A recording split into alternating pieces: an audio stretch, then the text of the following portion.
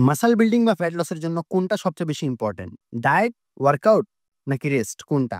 আমি যদি পার্সোনালি বলি রেস্ট বা ঘুম।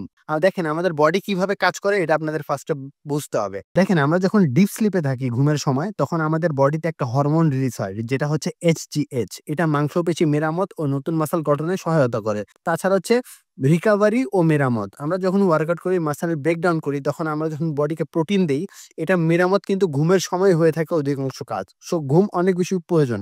আরেকটা হচ্ছে টেস্টোস্টেরন হরমোন। আমাদের পুরুষের যে মেল সেক্স হরমোন আমরা যখন মাসল বিল্ডিং করতে চাই এটা কিন্তু মেইন একটা দিক। সো ঘুম কম হলে দেখা যায় হচ্ছে টেস্টোস্টেরন নেমে যায়। সো পর্যাপ্ত পরিমাণ ঘুম হতে হবে। এখন এটা ছিল মাসল বিল্ডিং এর হচ্ছে। এখন যদি ফ্যাট লস এর বিষয়ে আসি সেক্ষেত্রেও ঘুম অনেক বেশি প্রয়োজন। আপনার হরমোনাল ব্যালেন্স ঠিক রাখতে ঘুম প্রয়োজন। কম ঘুম হলে অনেকাংশে দেখা যায় আমাদের হাঙ্গার যে হরমোনটা সেটা বেড়ে যায়। যার কারণে ক্ষুধা বেশি লাগে। আমাদের লেপটিন নামের একটা হরমোন থাকে যেটা হচ্ছে পেট ভরিয়ে রাখতে সাহায্য করে। সেটা হচ্ছে কমে যায়। যার পরে সহজে পেট ভরে না, ক্ষুধা বেশি লাগে। ফলাফল অতিরিক্ত খাওয়ার প্রবণতা হয় আমাদের। ইনসুলিন সেনসিটিভিটিও হয়ে থাকে। কম ঘুম হলে ইনসুলিন রেসিস্ট্যান্ট খারাপ হয়। ফলে শরীর সহজে ফ্যাট বার্ন করতে চায় না।